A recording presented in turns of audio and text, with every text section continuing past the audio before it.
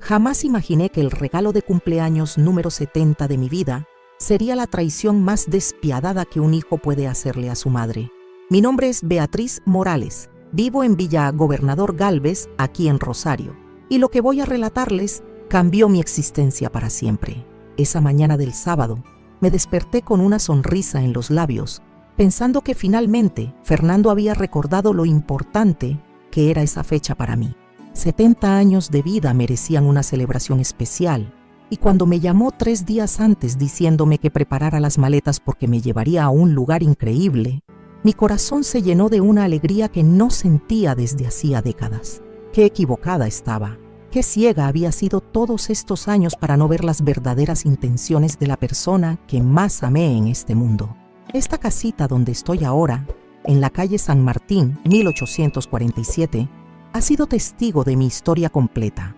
Cada pared guarda recuerdos de una mujer que luchó sin descanso, que se sacrificó hasta el último peso, que entregó su juventud y sus sueños por darle una vida mejor al hijo que creía que la amaría para siempre. Cuando miro hacia el pequeño jardín del frente, donde mis plantas de jazmín florecen cada primavera, recuerdo las mañanas en que salía corriendo hacia el trabajo, dejando todo ordenado para que Fernando tuviera un hogar cálido al regresar de la escuela. 40 años trabajé como empleada doméstica y costurera. 40 años levantándome antes del amanecer, cargando baldes de agua, fregando pisos ajenos, planchando ropa que no era mía. Las manos se me agrietaron del jabón y la lejía. La espalda se me curvó de tanto agacharme a limpiar, pero nunca me quejé, porque sabía que cada peso que ganaba era un ladrillo más en el futuro de mi hijo. Fernando tenía apenas 4 años cuando su padre decidió que nosotras no valíamos la pena y se marchó sin mirar atrás. Recuerdo esa noche como si fuera ayer. Llegué del trabajo y encontré una nota sobre la mesa de la cocina. No puedo seguir con esta vida. Eso fue todo. Ni una explicación, ni una disculpa, ni siquiera una palabra de despedida para su hijo pequeño. Se llevó su ropa y desapareció como si nunca hubiera existido.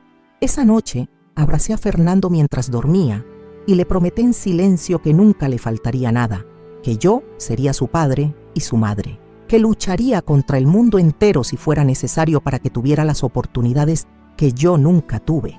Era una promesa que cumplí religiosamente durante décadas, sin saber que estaba criando a la persona que años después me clavaría el puñal más doloroso. Los primeros años después del abandono fueron los más duros de mi existencia. Fernando preguntaba constantemente por su papá y yo inventaba historias para no lastimarle el corazón. Está trabajando muy lejos, le decía. Cuando sea más grande va a volver. Mentiras piadosas que una madre cuenta para proteger la inocencia de un niño que no merece cargar con el peso de la crueldad adulta. Durante esos años, mi rutina era implacable. Me levantaba a las 4:30 de la madrugada, preparaba el desayuno de Fernando, lo dejaba todo listo para cuando se despertara y salía corriendo hacia mi primer trabajo del día. Limpiaba 3 casas diferentes durante la semana, más una oficina los sábados. Cuando llegaba a casa, muerta de cansancio, todavía tenía que cocinar, lavar ropa, ayudar con las tareas escolares, ser la madre presente que Fernando necesitaba. Los fines de semana que no trabajaba, los dedicaba completamente a él. Íbamos al parque, le compraba helados que yo no podía permitirme, lo llevaba a ver las vitrinas de los negocios del centro para que soñara con las cosas que algún día podría tener. Nunca le hice sentir que éramos pobres, aunque muchas veces tuviera que elegir entre comprar medicamentos para mí o útiles escolares para él. Siempre elegí a Fernando. Cuando cumplió 15 años, comenzaron los primeros síntomas de lo que se convertiría en una herida permanente en mi corazón. Fernando empezó a avergonzarse de mí. Se quejaba de que nuestra casa era muy pequeña, de que yo no tenía auto como las madres de sus compañeros, de que trabajaba limpiando casas ajenas en lugar de tener un empleo respetable. Sus palabras eran como cuchillos que se hundían en mi alma cada vez más profundo. «Mamá, ¿por qué no puedes conseguir un trabajo normal?», me preguntó una tarde después del colegio. Yo estaba cocinando con el uniforme de trabajo todavía puesto, cansada después de una jornada particularmente dura en casa de una señora que me había gritado por romper accidentalmente una taza. «Fernando, Cualquier trabajo honesto es respetable. Gracias a este trabajo tienes comida, ropa limpia y educación, le respondí, tratando de mantener la calma. Pero los padres de mis amigos son profesionales, tienen oficinas, usan traje, ganan bien. ¿Por qué nosotros tenemos que ser diferentes?, insistió con esa crueldad inconsciente que pueden tener los adolescentes. Esa noche lloré en silencio en mi cama, preguntándome si no habría sido mejor que su padre se hubiera quedado, aunque fuera un irresponsable, para que Fernando tuviera esa figura masculina exitosa que parecía necesitar. Pero al día siguiente me levanté con más determinación que nunca. Si mi hijo quería que fuéramos diferentes, yo haría todo lo posible por darle esa oportunidad. Fue entonces cuando tomé la decisión más arriesgada de mi vida financiera. Abrí una cuenta de ahorros y comencé a depositar cada peso extra que conseguía. Trabajaba turnos dobles los fines de semana, aceptaba trabajos de costura por las noches, vendía empanadas a los vecinos. Durante 3 años viví con lo mínimo indispensable para poder juntar el dinero suficiente para el anticipo de una casa propia. En 1985, cuando Fernando tenía 16 años, logré comprar esta casita en Villa Gobernador Gálvez. Era pequeña, necesitaba algunas reparaciones, pero era nuestra. Ya no tendríamos que pagar alquiler, ya no dependería del humor del propietario para seguir viviendo ahí. Recuerdo el día que firmé la escritura en el registro civil como uno de los más emocionantes de mi existencia. Llegué a casa con las llaves en la mano, temblando de la emoción. Fernando estaba estudiando en la mesa del comedor cuando entré. «Hijo, tengo una sorpresa para ti», le dije, sin poder contener la sonrisa. «¿Qué pasa, mamá?», me preguntó sin levantar la vista de los libros. «Compramos casa, una casa propia. Ya no vamos a vivir de alquiler nunca más», anuncié, esperando que saltara de alegría. Fernando levantó la cabeza y me miró con una expresión que jamás olvidaré. No era alegría, no era sorpresa, no era gratitud, era decepción. «¿Compraste una casa? ¿Dónde?», preguntó con desconfianza. «En Villa Gobernador Gálvez. Es pequeña, pero es nuestra. Podemos caminar hasta aquí en 1 hora. Vas a poder seguir yendo al mismo colegio», expliqué, sintiendo como mi entusiasmo comenzaba a desvanecerse ante su reacción fría. «Villa Gobernador Gálvez es un barrio de clase baja, mamá. Mis compañeros viven en Fisherton, en zona norte. ¿Cómo voy a decirles que me mudé a un lugar así?», respondió con un tono de voz que me partió el corazón. Esa noche, mientras empacábamos nuestras pocas pertenencias para la mudanza, me di cuenta de que había criado a un hijo que valoraba más las apariencias que los sacrificios de su madre, pero aún tenía esperanza de que madurara, de que algún día entendiera lo que significaba comprar una casa trabajando como empleada doméstica. Los años de secundaria transcurrieron con Fernando cada vez más distante emocionalmente, aunque yo seguía esforzándome por darle todo lo que necesitaba. Cuando llegó el momento de decidir qué estudiar después del bachillerato, él ya tenía claro que quería cursar Administración de Empresas en la Universidad Católica Argentina. «Mamá, quiero estudiar en una universidad privada. Las públicas no tienen el mismo nivel», me anunció una tarde de marzo. Yo sabía que una universidad privada costaba una fortuna que no tenía, pero también sabía que era la oportunidad que Fernando necesitaba para convertirse en el profesional que tanto deseaba ser. «¿Cuánto cuesta la carrera?», le pregunté, aunque ya sospechaba que sería una suma imposible para mi presupuesto. «Son 5 años, y cada año cuesta como 10 salarios tuyos», me respondió, como si fuera la cosa más natural del mundo pedirme que consiguiera el equivalente a 50 meses de trabajo. Esa noche no pude dormir. Estuve calculando y recalculando, buscando alternativas, preguntándome cómo podría hacer semejante milagro financiero. Fue entonces cuando se me ocurrió la idea que cambiaría mi vida para siempre: hipotecar la casa que tanto me había costado comprar. Al día siguiente fui al banco y consulté sobre la posibilidad de pedir un préstamo usando mi casa como garantía. El empleado me explicó que podía obtener el dinero necesario para pagar toda la carrera de Fernando por adelantado, lo que me daría un descuento considerable. El único requisito era poner mi única propiedad en riesgo. «Señora, ¿está segura de que quiere hacer esto? Si no puede pagar las cuotas mensuales, el banco puede quitarle la casa», me advirtió el hombre con cara preocupada. «Es para la educación de mi hijo. Vale la pena el riesgo», le respondí con una convicción que ahora me parece ingenua. Firmé los papeles sin contarle a Fernando el precio real de su educación universitaria. No quería que se sintiera presionado o culpable. Simplemente le dije que había conseguido el dinero y que podía empezar a estudiar tranquilo. Durante los 5 años siguientes, mi vida se convirtió en una carrera constante contra el tiempo y las deudas. Además de mis trabajos habituales, aceptaba cualquier labor extra que apareciera. Limpiaba oficinas por las noches, cosía ropa por encargo, cuidaba a ancianos los fines de semana. Mi cuerpo comenzó a resentirse por el exceso de trabajo, pero cada mes lograba pagar la cuota del préstamo.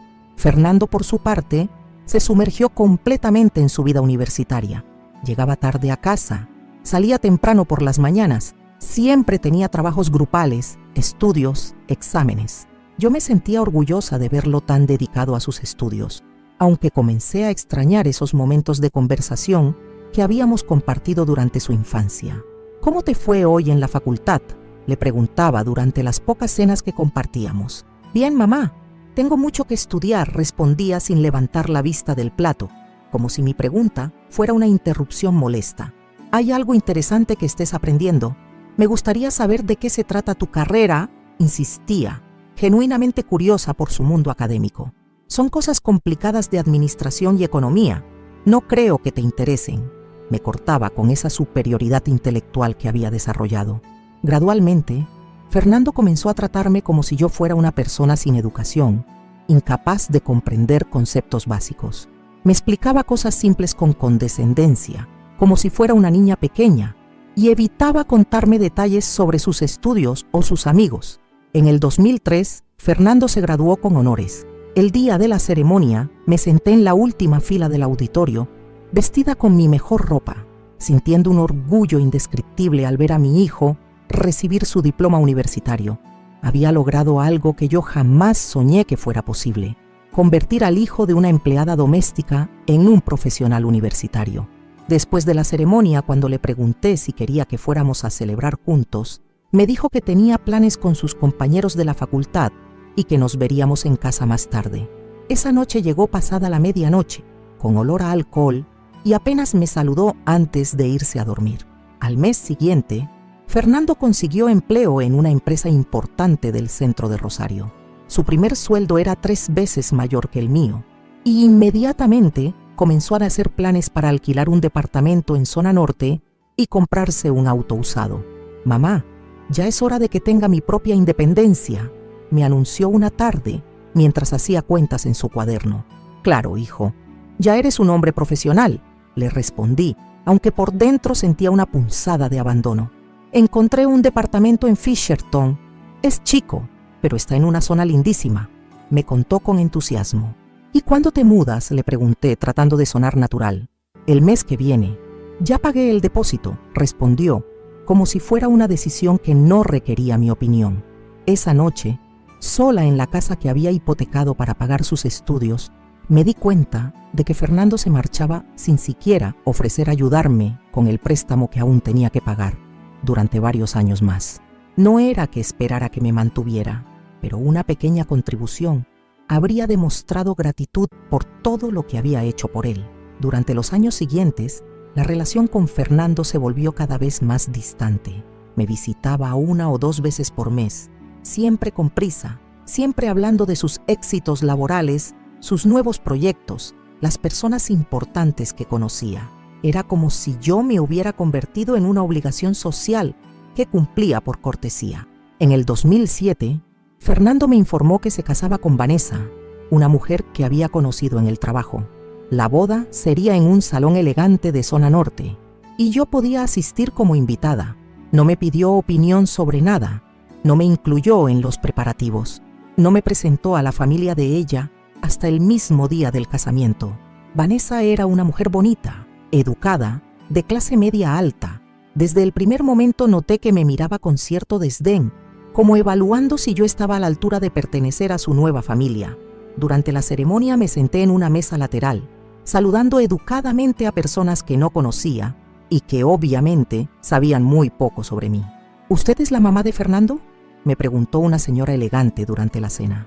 «Sí, soy Beatriz», respondí con una sonrisa. ¡Qué lindísimo! Fernando nos ha contado que usted es muy trabajadora, me dijo con esa amabilidad forzada que se usa con personas de menor estatus social. Me di cuenta de que Fernando había editado considerablemente mi historia para que encajara mejor en su nuevo mundo. Probablemente sabían que yo trabajaba, pero no que había sido empleada doméstica. Sabían que era esforzada, pero no que había hipotecado mi casa para pagarle la universidad. Sabían que existía, pero no que había sacrificado mi vida entera por darle las oportunidades que ahora disfrutaba. Después del casamiento, las visitas de Fernando se espaciaron aún más. Vanessa nunca venía a verme, y cuando yo preguntaba por ella, Fernando respondía con evasivas. Está ocupada con el trabajo, no se siente bien, tiene compromisos familiares. En el 2009 nació Sebastián, mi primer nieto. Fernando me llevó a conocerlo al hospital, pero la visita duró apenas 15 minutos. Vanessa estaba agotada, según me explicó, y prefería que las visitas fueran cortas. Cuando quise cargar al bebé, ella me pidió que me lavara las manos primero y que tuviera cuidado con su cabecita. Es muy delicado, me dijo, como si yo nunca hubiera tenido un hijo en brazos. 4 años después, nació Valentina. Para entonces, yo ya había entendido que mi papel en la vida de Fernando era completamente marginal. Era la abuela que existía en teoría, pero que no participaba realmente en la crianza ni en la vida cotidiana de mis nietos. Las pocas veces que los veía, Sebastián y Valentina me trataban con educación, pero sin cercanía, como si fuera una señora conocida que visitaba ocasionalmente. Era obvio que en su casa no se hablaba de mí, que no formaba parte de sus rutinas familiares, que mi existencia era un detalle menor en sus vidas. En el 2018, cuando cumplí 65 años, finalmente pude jubilarme. Mi pensión era mínima, apenas alcanzaba para cubrir los gastos básicos de la casa, pero al menos ya no tenía que levantarme antes del amanecer ni cargar baldes de agua. Por primera vez en décadas podía descansar. Fue durante esa época de mayor tranquilidad que la vida me regaló uno de sus encuentros más afortunados. Graciela Vázquez, mi vecina de la calle paralela, había enviudado recientemente y se encontraba en una situación económica muy complicada. Tenía un hijo de 8 años llamado Nicolás y estaba desempleada, tratando de estudiar Derecho a través de una beca universitaria. La historia de Graciela me resultó dolorosamente familiar.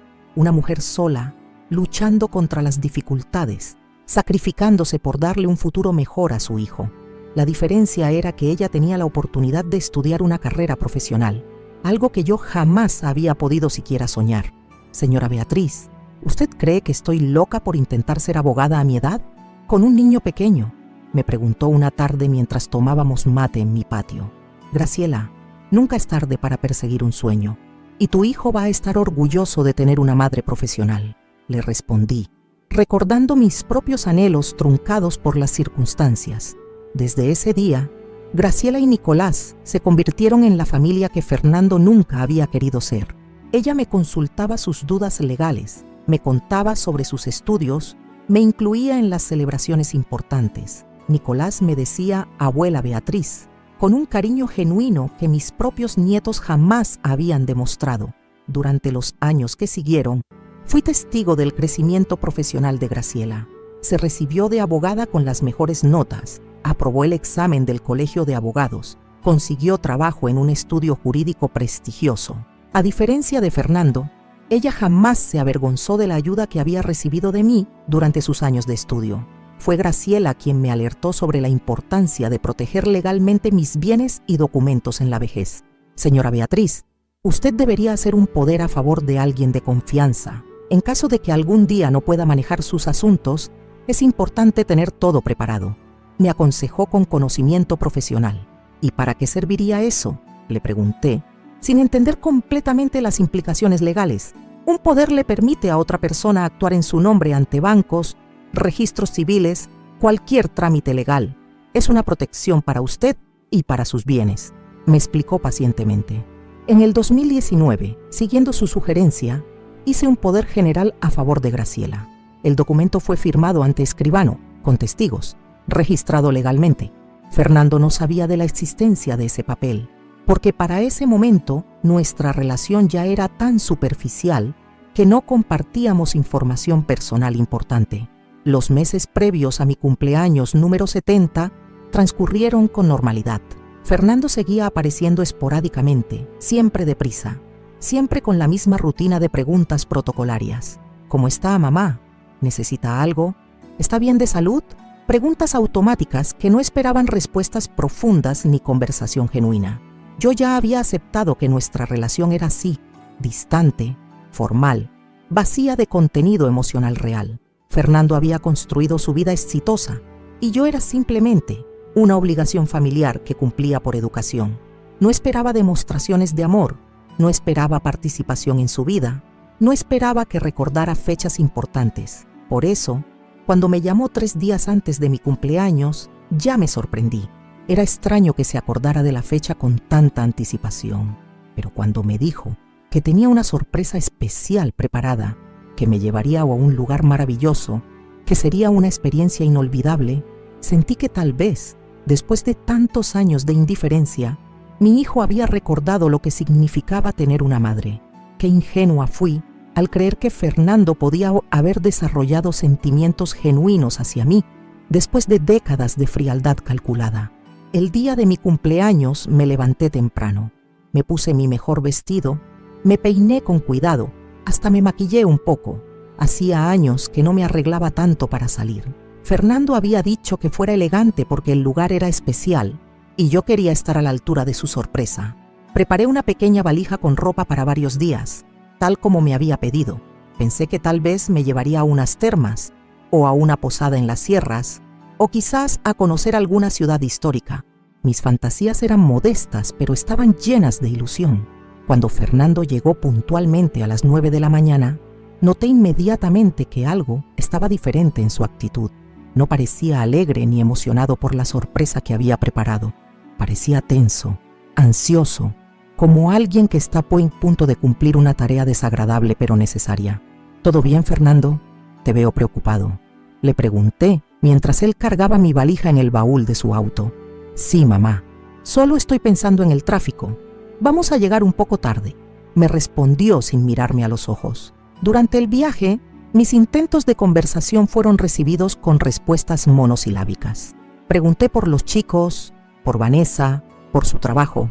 Fernando respondía con frases cortas, como si estuviera concentrado únicamente en manejar.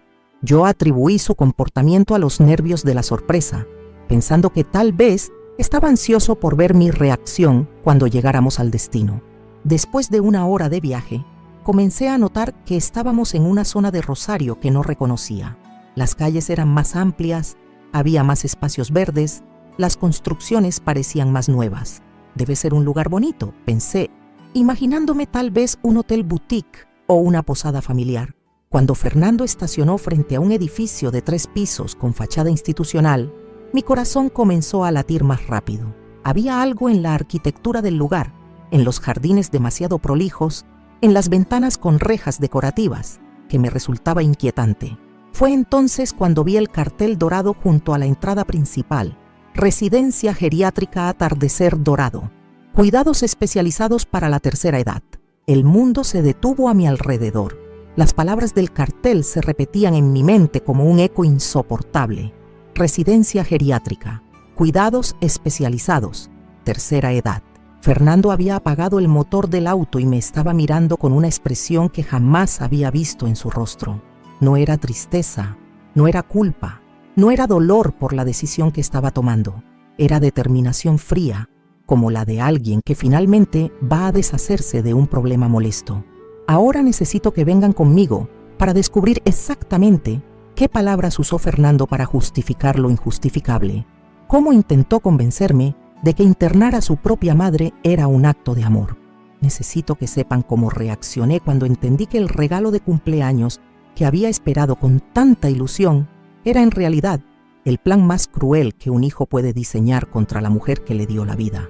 Pero sobre todo, necesito que descubran cómo una abuela aparentemente indefensa logró darle la lección más humillante de su vida al hijo que creyó que podía engañarla para siempre. Díganme en los comentarios de qué país nos están viendo, porque quiero saludarlos a todos personalmente. Y por favor suscríbanse al canal Abuela Recordó. porque aquí van a encontrar historias reales de mujeres que demostraron que la edad no es sinónimo de indefensión. Esta es solo la primera parte de mi historia, y les aseguro que lo que viene después va a cambiar completamente la perspectiva que tienen sobre las capacidades de una mujer de 70 años, cuando la traicionan las personas en las que más confía. «Mamá, este es el lugar especial del que te hablé», dijo Fernando con una voz que intentaba sonar casual, pero que traicionaba su nerviosismo. Sus manos temblaban ligeramente mientras apagaba el motor del vehículo. Me quedé paralizada en el asiento del acompañante, mirando fijamente ese cartel dorado que brillaba bajo el sol matutino. Las letras parecían burlarse de mí. Residencia geriátrica Atardecer Dorado. Cada palabra era un martillazo en mi pecho, una confirmación de algo tan terrible que mi mente se negaba a procesarlo completamente. «Fernando, ¿qué significa esto?», logré articular después de varios segundos de silencio absoluto. Mi hijo suspiró profundamente, como si se estuviera preparando para un discurso que había ensayado múltiples veces frente al espejo. Se giró hacia mí con esa expresión condescendiente que había perfeccionado durante sus años universitarios, la misma que usaba cuando me explicaba conceptos que consideraba demasiado complejos para mi mente simple. «Mamá, ya tiene 70 años. No puede seguir viviendo sola en esa casa. Es peligroso. ¿Qué pasa si se cae y no hay nadie para ayudarla?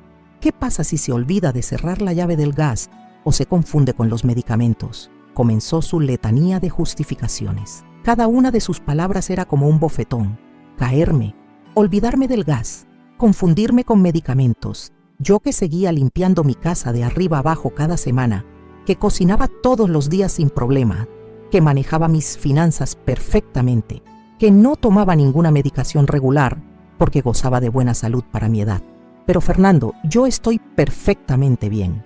Cuido mi casa, hago mis compras, cocino, limpio. No necesito que nadie me cuide», protesté, sintiendo cómo la incredulidad daba paso lentamente a una indignación creciente. «Mamá, usted cree que está bien, pero yo veo cosas que usted no ve. La casa está descuidada, a veces repite las mismas historias, se está volviendo olvidadiza. Vanessa también lo ha notado cuando la visitamos», continuó mintiendo descaradamente. Vanessa, la mujer que no había pisado mi casa en los últimos 3 años, la misma persona que evitaba todo contacto conmigo y que enviaba a Fernando solo a sus visitas esporádicas.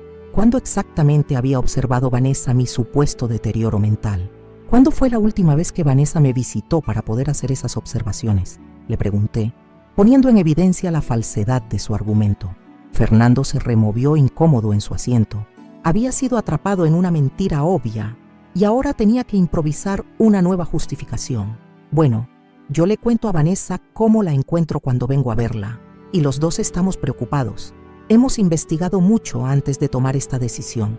Este lugar tiene excelentes referencias, personal especializado, actividades para mantenerse activa. Vas a estar mucho mejor aquí que sola en esa casa», dijo, recuperando su tono autoritario. La frase «hemos investigado» me golpeó con una fuerza devastadora. No era una decisión impulsiva tomada por preocupación genuina. Era un plan calculado, estudiado, discutido en la intimidad de su hogar mientras yo vivía tranquila en el mío, sin sospechar que mi propio hijo estaba organizando mi destierro. ¿Y por qué no me consultaron antes de tomar esta decisión? ¿Por qué no me dijeron que estaban preocupados para que pudiéramos hablar del tema?, cuestioné, aunque ya intuía la respuesta. «Porque sabíamos que usted se iba a oponer, que iba a ser difícil hacerla entender. Por eso decidimos sorprenderla en su cumpleaños, para que fuera una ocasión especial y no un momento traumático», respondió con una lógica tan retorcida que me dejó sin palabras. «Una ocasión especial. ¿Traicionarme en el día más importante del año para mí era su idea de una celebración? ¿Mentirme sobre una sorpresa maravillosa para después encerrarme en un geriátrico contra mi voluntad era su manera de evitar que fuera traumático?» En ese momento, una empleada del lugar se acercó al auto con una sonrisa profesional. Era una mujer de mediana edad, vestida con uniforme blanco, que irradiaba esa amabilidad artificial que se aprende en cursos de atención al cliente. «Don Fernando Morales, soy la licenciada Patricia Sandoval, coordinadora de ingresos. Los estamos esperando», dijo, abriendo mi puerta sin preguntarme si quería bajar del vehículo. Señora Beatriz, qué alegría conocerla por fin. Su hijo nos ha contado tantas cosas lindas sobre usted. Venga, que le voy a mostrar su nueva casa, continuó la mujer, extendiéndome la mano como si fuera una niña pequeña que necesitaba ayuda para caminar. Fernando se bajó del auto con alivio evidente, como si la llegada de la licenciada hubiera aliviado la tensión del momento. Tomó mi pequeña valija del baúl y se dirigió hacia la entrada del edificio con paso decidido, sin esperarme, sin preguntarme cómo me sentía, sin darme oportunidad de procesar lo que estaba sucediendo. Venga, señora Beatriz, su habitación ya está lista, con todo lo que necesita. Va a ver qué cómoda va a estar aquí, insistió la licenciada Sandoval, tomándome suavemente del brazo. Caminé hacia la entrada del edificio como en un trance, mis piernas moviéndose automáticamente mientras mi mente intentaba comprender la magnitud de lo que Fernando estaba haciéndome. El vestíbulo de la residencia era amplio y bien iluminado, con plantas artificiales y cuadros de paisajes bucólicos colgados en las paredes. Todo parecía diseñado para crear una ilusión de hogar, pero el olor a desinfectante y el sonido de los televisores encendidos a alto volumen delataban la realidad institucional del lugar.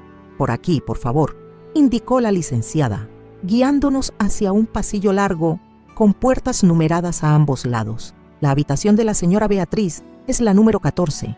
Es una de nuestras mejores habitaciones, con vista al jardín interior. Fernando caminaba detrás de nosotras cargando mi valija, en un silencio que contrastaba dramáticamente con su charla nerviosa durante el viaje. Era como si ahora que habíamos llegado al destino final, ya no sintiera la necesidad de mantener la fachada de la sorpresa especial. La habitación 14 era un espacio pequeño pero prolijo, con 2 camas individuales separadas por una mesita de luz, un ropero compartido y una ventana que efectivamente daba al patio central del edificio. Una de las camas ya estaba ocupada por las pertenencias de otra anciana, que aparentemente sería mi compañera de cuarto. «Esta va a ser su cama, señora Beatriz», anunció la licenciada, señalando la cama más cercana a la ventana. «Y su compañera de habitación es doña Mercedes, una señora encantadora que lleva con nosotros 2 años. Se van a llevar muy bien». ¿Mi compañera de habitación? Hacía más de 40 años que no compartía habitación con nadie. En mi casa tenía mi propio espacio, mi privacidad, la libertad de acostarme y levantarme cuando quisiera, de leer hasta tarde si se me antojaba, de organizar mis cosas como me diera la gana. Ahora me estaban asignando un espacio mínimo en un cuarto compartido, como si fuera una colegiala. «Fernando, dejemos que la señora Beatriz se acomode un poco y después hablamos de los aspectos administrativos», sugirió la licenciada con una sonrisa que no llegaba a sus ojos. Mi hijo depositó mi valija sobre la cama designada y me miró con una expresión que intentaba transmitir seguridad, pero que solo reflejaba su prisa por terminar con la situación. «Mamá, va a ver que se va a desacostumbrar rápido. Este lugar tiene todo lo que necesita: comida a horario, enfermeras las 24 horas, actividades recreativas. Es mucho mejor que estar sola en casa preocupándose por todo», dijo, como si estuviera leyendo un folleto promocional. «¿Y si no me quiero acostumbrar? ¿Y si quiero volver a mi casa?», pregunté, aferrándome a la esperanza de que esto fuera solo un malentendido terrible que podíamos resolver. «Mamá, dese una oportunidad.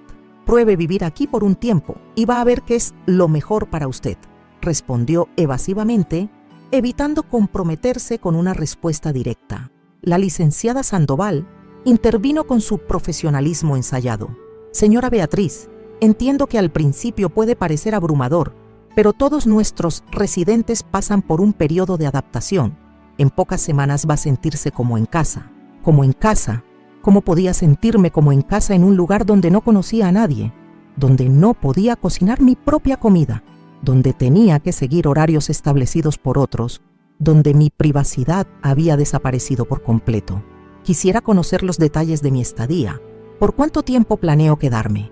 ¿Cuáles son las reglas de visitas? ¿Puedo salir cuando quiera?», pregunté, tratando de entender los parámetros de mi nueva prisión.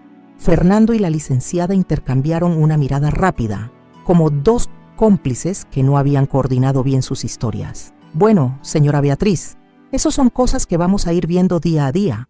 Por ahora lo importante es que se instale cómodamente, respondió la mujer de manera evasiva.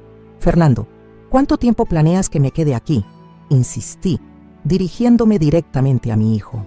Mamá, no pongamos límites de tiempo. Veamos cómo se siente, cómo se adapta. Tal vez sea una solución permanente, tal vez sea temporal. Lo importante es que esté segura y bien cuidada, dijo con esa ambigüedad calculada que me estaba empezando a resultar familiar. En ese momento entró una anciana pequeña y delgada, caminando despacio con ayuda de un bastón. Tenía el cabello completamente blanco, peinado en un rodete prolijo, y llevaba puesto un camisón de color rosado con pantuflas a juego. ¡Ah, mi nueva compañera!, exclamó con una sonrisa genuina. Soy Mercedes Aguirre. Qué bueno tener compañía nueva en la habitación. Mercedes se acercó a mí con la naturalidad de quien ya había pasado por el proceso de recibir nuevos compañeros de cuarto. Su actitud era amigable, pero también traicionaba una resignación profunda, como si hubiera aceptado hace mucho tiempo que esta era su realidad definitiva. Señora Mercedes, le presento a la señora Beatriz Morales.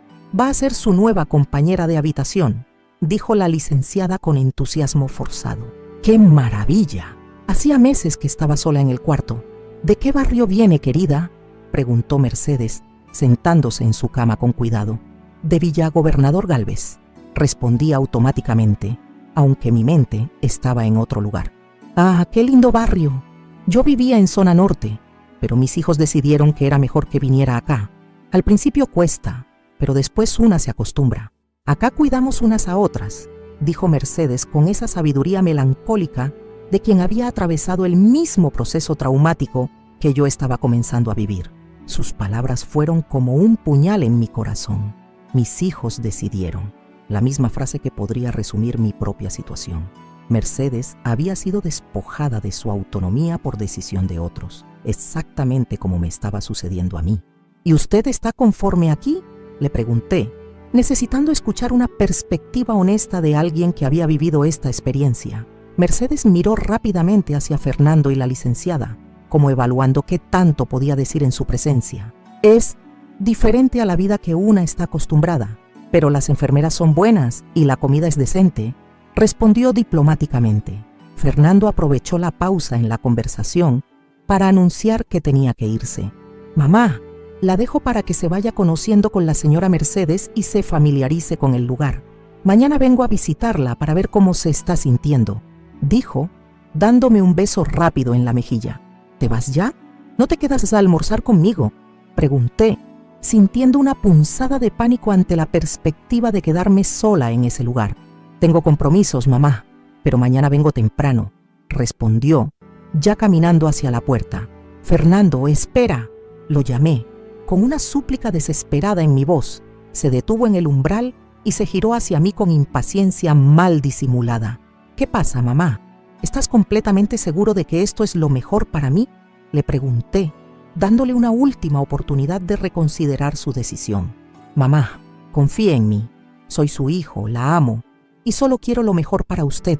En unos días se va a dar cuenta de que fue la decisión correcta, dijo con una convicción que sonaba más como autoconvencimiento que como certeza genuina. Y con esas palabras se marchó, llevándose consigo mi última esperanza de que esto fuera solo una pesadilla de la que podría despertar. La licenciada Sandoval se quedó conmigo unos minutos más, explicándome la rutina diaria de la residencia. El desayuno se servía a las 7:30, el almuerzo a las 12, la cena a las 6:30. Había actividades recreativas por la tarde, televisión en el salón común, un pequeño jardín donde podía caminar. Las visitas estaban permitidas de 2 a 6 de la tarde todos los días. ¿Y si quiero salir? ¿Si quiero ir al centro o visitar a algún conocido?, pregunté. Bueno, para eso necesitaríamos autorización de su familiar responsable. Por seguridad, ¿entiende? No podemos permitir que nuestros residentes salgan solos sin supervisión. Me explicó con esa lógica paternalista que despoja a las personas mayores de todo derecho a decidir sobre sus propias vidas. Cuando la licenciada finalmente se fue y me quedé a solas con Mercedes, sentí el peso completo de mi nueva realidad. Estaba encerrada en una institución contra mi voluntad, dependiente de los horarios y reglas de otros. privada de mi independencia y autonomía. Querida, ¿quiere que le ayude a desempacar sus cosas?, me ofreció Mercedes con genuina amabilidad. Abrí mi pequeña valija y comencé a sacar mis pocas pertenencias, algo de ropa, artículos de higiene personal, un par de libros, algunas fotografías. Todo se veía ridículamente escaso en comparación con la vida completa que había dejado en mi casa. ¿Trajeron todos sus muebles y pertenencias?, preguntó Mercedes, notando lo poco que tenía. No, mi hijo dijo que acá tenía todo lo necesario, respondí, aunque empezaba a sospechar que Fernando no había planeado que esto fuera una estadía temporal. Ah, sí, al principio todos los familiares dicen eso, después van trayendo las cosas de a poco, comentó Mercedes con una naturalidad que me resultó inquietante. Durante el almuerzo, conocí a otros residentes de la institución. Había aproximadamente 40 personas viviendo allí, en su mayoría mujeres de entre 70 y 90 años. Algunos estaban en sillas de ruedas, otros caminaban con andadores, pero la mayoría parecía estar en condiciones físicas similares a las mías. Me senté en una mesa con Mercedes y otras 3 señoras, doña Elena, doña Rosa y doña Carmen. La conversación giraba inevitablemente en torno a las visitas familiares, los problemas de salud y las quejas sobre la comida institucional. ¿Hace cuánto que está acá, doña Elena?, le pregunté a la mujer sentada frente a mí. 3 años el mes que viene. Mi hija me trajo después de que se murió mi marido. Dijo que no podía cuidarme porque trabajaba a tiempo completo, respondió con resignación. ¿Y no extraña su casa?, insistí.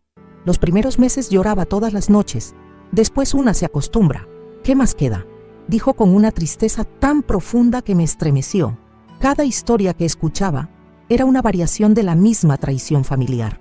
Hijos que decidían unilateralmente que sus padres ya no podían vivir independientemente, que los trasladaban a instituciones geriátricas con promesas de cuidado especializado, que gradualmente espaciaban sus visitas hasta convertirse en extraños que aparecían ocasionalmente por obligación social. Esa primera noche en la residencia fue una de las más largas de mi vida. Me acosté en esa cama extraña, en esa habitación desconocida, escuchando la respiración de Mercedes y los sonidos nocturnos de una institución llena de ancianos. Cada ruido me sobresaltaba, cada movimiento de mi compañera de cuarto me recordaba que ya no tenía privacidad, que mi vida anterior había terminado abruptamente. Pensé en mi casa vacía, en mis plantas que nadie estaría regando, en mis rutinas diarias que habían sido reemplazadas por horarios institucionales. Pensé en Fernando durmiendo tranquilo en su cama, satisfecho de haber resuelto el problema de su madre anciana de la manera más conveniente para él. Al día siguiente, tal como había prometido, Fernando vino a visitarme.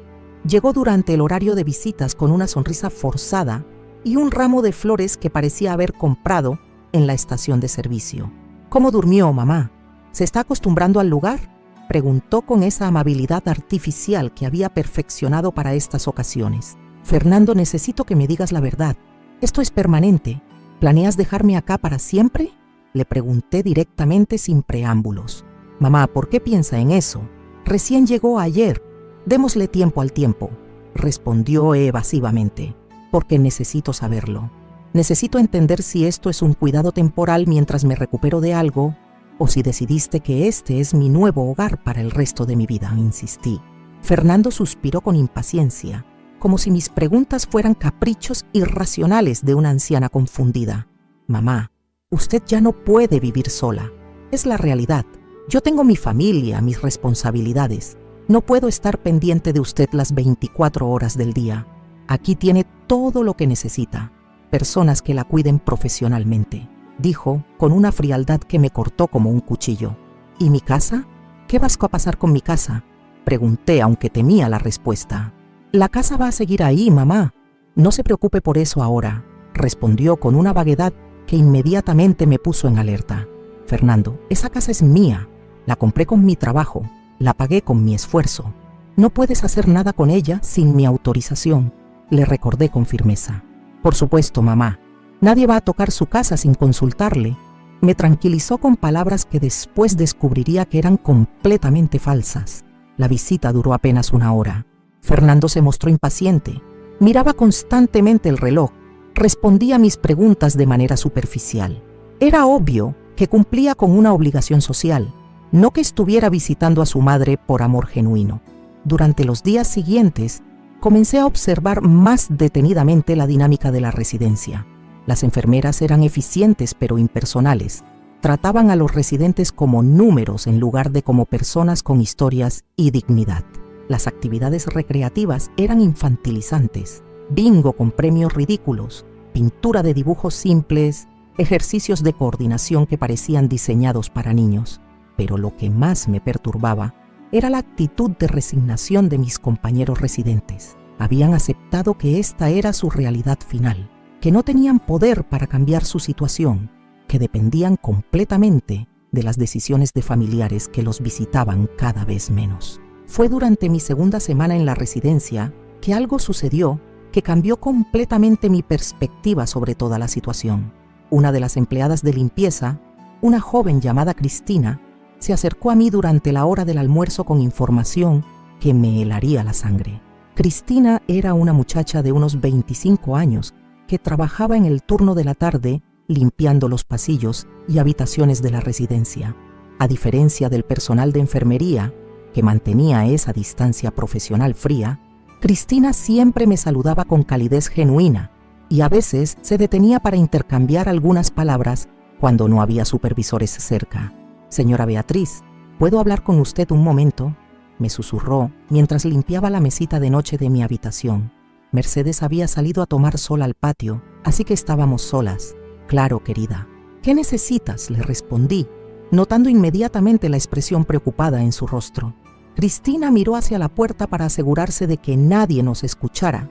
Luego se acercó a mi cama y se sentó en el borde con cuidado. «Señora, no sé si debería contarle esto, pero mi conciencia no me deja tranquila. El otro día escuché una conversación entre su hijo y la directora que me pareció muy extraña», comenzó con voz nerviosa. Mi corazón comenzó a latir más rápido. Algo en el tono de Cristina me advertía que lo que estaba a punto de escuchar cambiaría todo. «¿Qué tipo de conversación?», pregunté, preparándome mentalmente para lo peor. Su hijo vino a preguntar sobre los procedimientos para vender propiedades de familiares internados aquí. Preguntó específicamente si necesitaba algún papel especial de usted o si él podía hacer todo como hijo responsable, me contó, bajando aún más la voz. Las palabras de Cristina cayeron sobre mí como una avalancha helada. Vender mi casa. Fernando quería vender mi casa. La casa que había comprado con 40 años de trabajo como empleada doméstica. La casa que había hipotecado para pagarle su universidad. La casa que representaba todos mis sacrificios y esfuerzos. ¿Estás completamente segura de lo que escuchaste?, le pregunté, aferrándome a la esperanza de que fuera un malentendido. «Sí, señora». Estaba limpiando el pasillo cerca de la oficina de la directora y los oí hablar. La señora Rodríguez le explicó que necesitaba un poder notarial o una declaración de incapacidad mental para proceder sin su consentimiento directo. Continuó Cristina. «Confirmen mis peores sospechas». La habitación comenzó a dar vueltas a mi alrededor. Fernando no solo me había internado contra mi voluntad, sino que estaba planeando apropiarse de mi única propiedad. Todo el discurso sobre mi seguridad y bienestar era una mentira calculada para ocultar sus verdaderas intenciones económicas. ¿Y qué respondió Fernando a eso?, logré preguntar con voz temblorosa. Dijo que iba a consultar con su abogado sobre la manera más rápida de resolver el tema. También preguntó cuánto tiempo toma el proceso y si había alguna forma de acelerarlo. Me relató Cristina, cada palabra confirmando la traición de mi hijo. Me quedé en silencio durante varios minutos, procesando la información. Todo comenzaba a tener sentido ahora. La prisa de Fernando por traerme aquí, su insistencia en que esto era lo mejor para mí, su evasión cuando le preguntaba sobre el tiempo de estadía. Había planificado meticulosamente deshacerse de mí y quedarse con mi patrimonio. «Cristina, ¿por qué me estás contando esto?», le pregunté genuinamente conmovida por su honestidad. «Porque mi propia abuela pasó por algo similar, señora. Su hijo la internó y le quitó todo lo que tenía. Murió sin un peso, sintiéndose traicionada por la persona en quien más confiaba. No quiero que le pase lo mismo», me respondió con lágrimas en los ojos. La solidaridad de esta joven que apenas me conocía contrastaba dolorosamente con la crueldad de mi propio hijo. Cristina arriesgaba su trabajo al contarme esto, mientras Fernando, que había recibido toda mi vida de sacrificios, me traicionaba de la manera más vil posible. ¿Sabes si Fernando ha vuelto a hablar con la directora sobre este tema?, le pregunté, necesitando más información para entender completamente el alcance de su plan. Sí, vino hace 2 días. Los volví a escuchar hablando sobre documentos legales y plazos. Parece que tiene mucha prisa por resolver este asunto, me confirmó Cristina. Esa noche, después de que Mercedes se durmiera, me quedé despierta hasta muy tarde pensando en todo lo que había descubierto. La traición de Fernando era aún más profunda de lo que había imaginado. No solo quería deshacerse de la responsabilidad de cuidarme, sino que además planeaba enriquecerse a costa de mi desgracia. Recordé entonces algo que había olvidado en medio de la confusión de los últimos días: el poder legal que había otorgado a Graciela 2 años antes. En ese momento había parecido una precaución innecesaria, una sugerencia de una abogada joven que quería protegerme de situaciones hipotéticas. Ahora se revelaba como la única herramienta que podía salvarme de la avaricia de mi propio hijo. Al día siguiente, durante el horario de visitas, llamé a Graciela desde el teléfono público del pasillo. Mi corazón latía aceleradamente mientras marcaba su número, rezando para que estuviera disponible. Señora Beatriz, ¡qué sorpresa! ¿Cómo está? Fernando me contó que se había mudado a una residencia para estar más cuidada, respondió Graciela con preocupación inmediata en su voz. ¿Fernando le había hablado a Graciela? ¿Cuándo? ¿Y qué versión de los hechos le habría contado? Graciela, necesito verte urgentemente. No puedo explicarte por teléfono, pero estoy en una situación muy grave, le dije, tratando de mantener la calma. Señora, por supuesto. ¿Dónde está exactamente? Voy para allá ahora mismo, respondió sin hesitación. Le di la dirección de la residencia y quedamos en encontrarnos en 1 hora. Colgué el teléfono sintiéndome esperanzada por primera vez desde mi llegada a ese lugar. Si alguien podía ayudarme a salir de esta trampa legal, era Graciela. Cuando Graciela llegó a la residencia, su expresión confirmó que algo no estaba bien en toda la situación. Era una mujer inteligente y observadora, y había notado inmediatamente las inconsistencias en la historia que Fernando le había contado. Señora Beatriz, cuénteme exactamente qué pasó. Fernando me dijo que usted había decidido mudarse aquí porque se sentía insegura viviendo sola, pero su voz por teléfono me dice que hay algo más, me dijo directamente, sentándose en una de las sillas de plástico del salón de visitas. Le conté toda la historia desde el principio: la falsa sorpresa de cumpleaños, el engaño, la internación forzosa y finalmente lo que había descubierto sobre los planes de Fernando para vender mi casa. Graciela me escuchó en silencio, pero pude ver cómo su expresión se endurecía progresivamente. Señora Beatriz, esto es muy grave.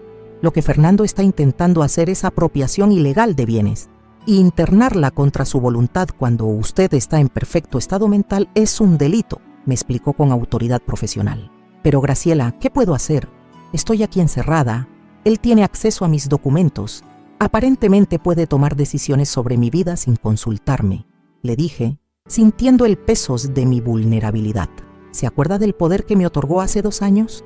Me preguntó con una sonrisa que no había visto desde mi llegada a la residencia. Sí, pero no entiendo cómo eso puede ayudarme ahora, respondí confundida. Señora Beatriz, ese poder me autoriza a actuar en su nombre en todos los asuntos legales y financieros.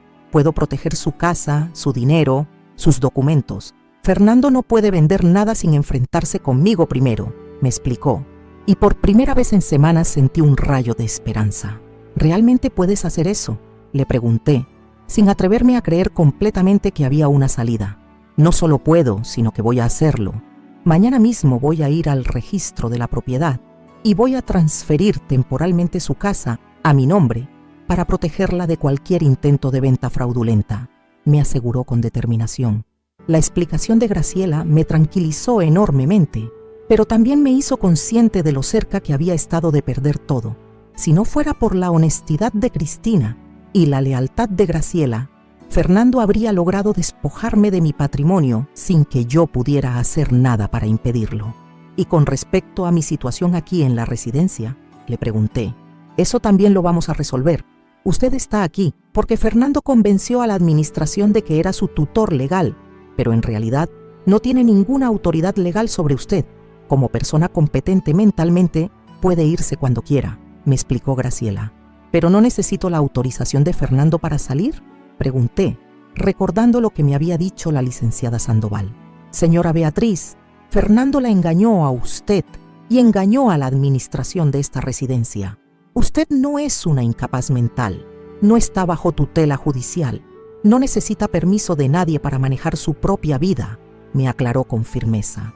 Esa revelación fue liberadora y aterradora al mismo tiempo. Liberadora porque significaba que no era prisionera de este lugar, que tenía derechos que podía ejercer. Aterradora porque implicaba que Fernando había mentido sistemáticamente a múltiples personas para lograr su objetivo. ¿Qué sugiere que hagamos?, le pregunté, dispuesta a seguir cualquier plan que me sacara de esta situación. Primero, vamos a proteger legalmente todos sus bienes. Segundo, vamos a organizar su salida de aquí, de manera que Fernando se entere cuando ya no pueda hacer nada para impedirlo. Tercero, vamos a darle una lección que nunca olvide, me dijo, con esa determinación que siempre había admirado en ella. Graciela me explicó que el plan requeriría paciencia y sigilo.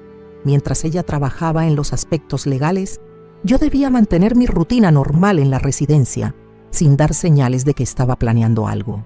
Fernando no podía sospechar nada hasta que fuera demasiado tarde para revertir las protecciones legales. ¿Cuánto tiempo cree que tomará todo esto?, le pregunté, ansiosa por recuperar mi libertad.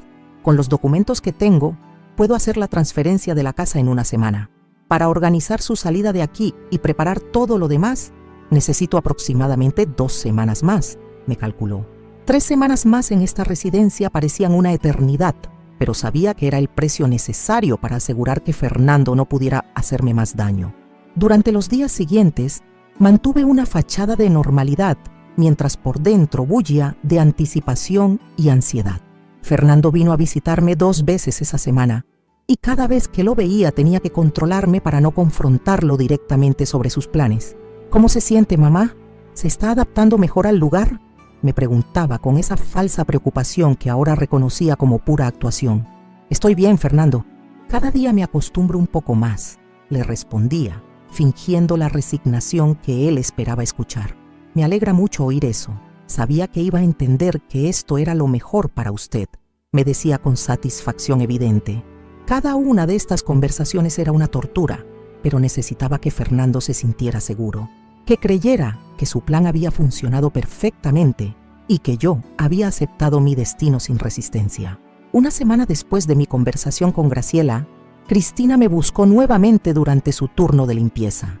Señora Beatriz, ayer escuché otra conversación entre su hijo y la directora. Parece que ya tiene listos algunos papeles para empezar el proceso de venta de su casa, me informó en voz baja. ¿Dijo algo específico sobre los documentos?, le pregunté, sabiendo que Graciela probablemente ya había tomado las medidas necesarias. Mencionó que su abogado le había conseguido un modelo de declaración de incapacidad temporal que podía acelerar el proceso. También preguntó si la residencia podía proporcionar algún certificado médico que respaldara esa declaración, me contó Cristina. La información confirmaba que Fernando estaba moviendo todas las piezas de su plan fraudulento, pero lo que él no sabía era que sus movimientos llegaban demasiado tarde. Graciela ya había protegido mi casa, transfiriéndola temporalmente a su nombre, y cualquier intento de Fernando de venderla se encontraría con una sorpresa muy desagradable. Cristina, no sé cómo agradecerte toda tu ayuda, le dije con sincera gratitud. No necesita agradecerme nada, señora. Solo espero que pueda resolver esta situación, me respondió con una sonrisa cálida. Esa misma tarde recibí una llamada de Graciela confirmando que todo había salido según lo planeado. Señora Beatriz, la transferencia está completa. Su casa está oficialmente a mi nombre en el registro de la propiedad. También abrí una cuenta bancaria nueva y transferí todos sus ahorros para protegerlos, me informó con satisfacción. ¿Y Fernando no puede hacer nada para revertir esto?, le pregunté para asegurarme. Absolutamente nada. Todos los procedimientos fueron legales y están respaldados por el poder que usted me otorgó cuando estaba en plenas facultades mentales. Si quiere pelear esto en los tribunales, solo va a gastar dinero y tiempo para nada, me tranquilizó. Los siguientes días fueron una mezcla extraña de nervios y expectativa. Sabía que en cualquier momento Fernando se enteraría de que sus planes habían sido frustrados y no tenía idea de cuál sería su reacción, pero también sentía una satisfacción profunda al saber que finalmente había logrado protegerme de su traición. El momento de la verdad llegó un viernes por la mañana, cuando Fernando apareció en la residencia fuera del horario habitual de visitas. Su cara estaba roja de furia y tenía en las manos una carpeta con documentos. Era obvio que acababa de descubrir que algo había salido terriblemente mal con sus planes. «Mamá, necesito hablar con usted inmediatamente», me dijo casi gritando, atrayendo la atención de otros residentes y empleados. La licenciada Sandoval se acercó preocupada por el tono alterado de Fernando. «Don Fernando, ¿hay algún problema? ¿Podemos ayudarlo en algo?», le preguntó con su profesionalismo habitual. «Sí, hay un problema muy grave. Alguien ha estado manipulando a mi madre para que tome decisiones que no entiende. Necesito hablar con ella en privado», respondió Fernando con voz temblorosa de rabia. Sabía que el momento del enfrentamiento final había llegado. Fernando había descubierto que sus víctimas no eran tan indefensas como había creído, y ahora tendría que enfrentar las consecuencias de su traición. Nos dirigimos hacia la oficina de la directora, Fernando caminando delante de mí con pasos furiosos que resonaban por todo el pasillo. Sus manos temblaban mientras sostenía esa carpeta de documentos y podía ver las venas hinchadas en su cuello. Nunca lo había visto en un estado de agitación tan extremo. La licenciada Sandoval nos siguió, claramente desconcertada por la situación. Era evidente que no comprendía qué había provocado este cambio dramático en el comportamiento de Fernando, quien hasta entonces se había mostrado como el hijo modelo preocupado por el bienestar de su madre. «Por favor, tomen asiento», nos indicó la directora una vez que entramos a su oficina. Era una mujer mayor, de unos 60 años, con cabello gris perfectamente peinado y una expresión seria que sugería experiencia manejando conflictos familiares. Fernando se sentó al borde de la silla, incapaz de controlar su agitación.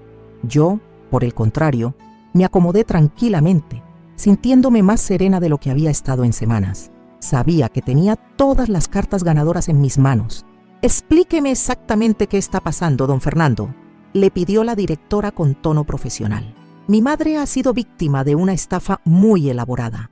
Alguien la convenció de transferir su casa a nombre de una persona que apenas conoce, utilizando un poder que aparentemente firmó sin entender las consecuencias», comenzó Fernando, tratando de presentar los hechos de manera que yo apareciera como una víctima ingenua. «¿Es eso cierto, señora Beatriz?», me preguntó la directora girándose hacia mí. «Es cierto que transferí mi casa a nombre de Graciela Vázquez, pero no fui víctima de ninguna estafa. Graciela es una abogada de confianza que me ayudó a proteger mi patrimonio de personas que intentaban aprovecharse de mi situación», respondí con calma, mirando directamente a Fernando mientras hablaba.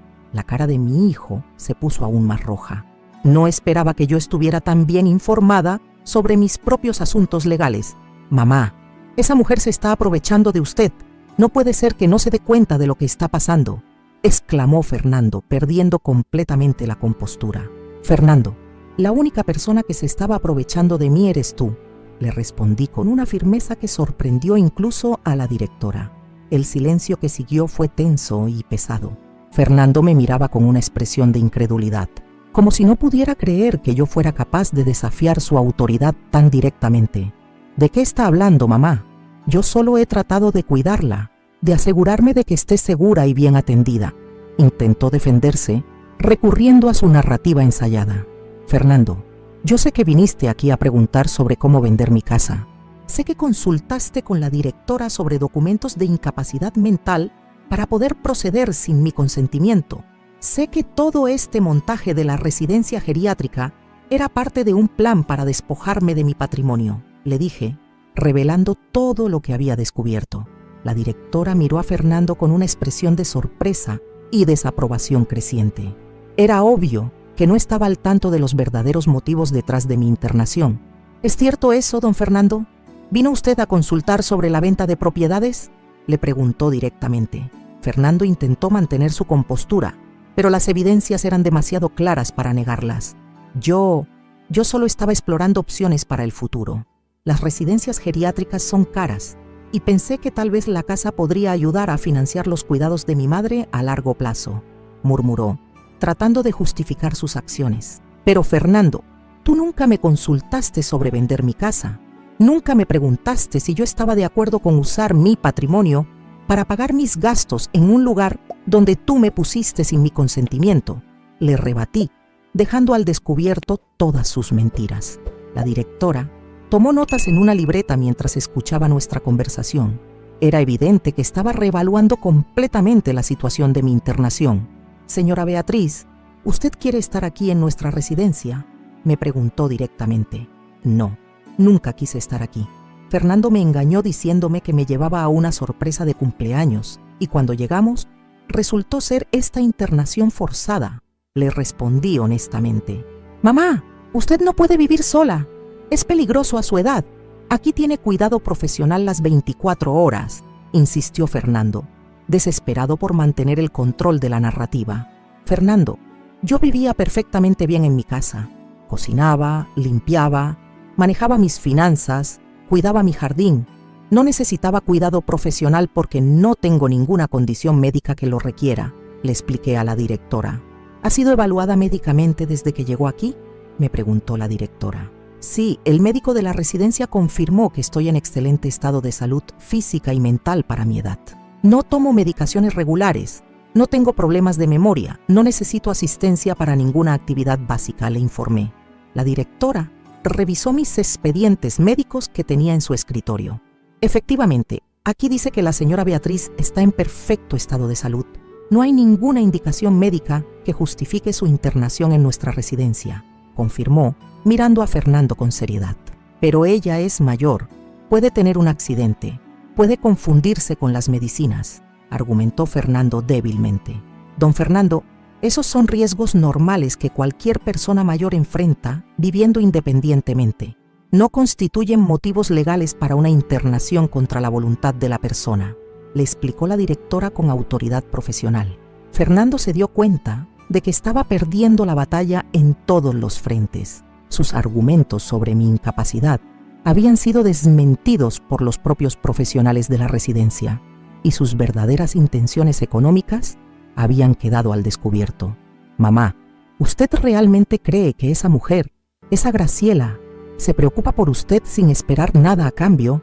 ¿No ve que se está quedando con su casa, con sus ahorros?», intentó un último ataque, tratando de sembrar dudas sobre las motivaciones de Graciela. «Fernando, Graciela no se está quedando con nada.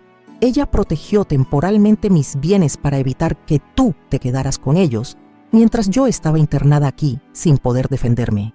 Esa es la diferencia entre alguien que me quiere y alguien que quiere mis cosas», le respondí con una claridad que lo dejó sin palabras. La conversación fue interrumpida por un golpe en la puerta. La secretaria de la directora entró para informar que había una abogada en recepción preguntando por mí. «Debe ser Graciela», pensé con alivio. Había llegado justo en el momento perfecto. Unos minutos después, Graciela entró a la oficina. Su presencia inmediatamente cambió la dinámica del encuentro. Era una mujer joven, profesional, segura de sí misma, que contrastaba dramáticamente con la imagen de aprovechadora que Fernando había intentado pintar. «Señora Beatriz, vine en cuanto recibí su llamada», dijo Graciela, dirigiéndose hacia mí con evidente preocupación. «Graciela, te presento a Fernando, mi hijo». «Fernando, ella es Graciela Vázquez, la abogada de quien te hablé». Hice las presentaciones formales. Fernando miró a Graciela con una mezcla de curiosidad y hostilidad. Era obvio que esperaba encontrar a alguien mayor, menos educada, más fácil de intimidar. «Mucho gusto, don Fernando. He oído mucho sobre usted», dijo Graciela con frialdad profesional. «Supongo que sí», respondió Fernando sarcásticamente, «especialmente sobre mi supuesta crueldad hacia mi madre. En realidad, he oído principalmente sobre sus consultas para vender la casa de la señora Beatriz sin su conocimiento», le respondió Graciela directamente, sin dejarse intimidar. El golpe fue directo y certero. Fernando se quedó sin respuesta inmediata, sorprendido por la información detallada que Graciela manejaba. «No sé qué le han contado, pero yo solo estaba explorando opciones financieras para asegurar el cuidado de mi madre», intentó defenderse.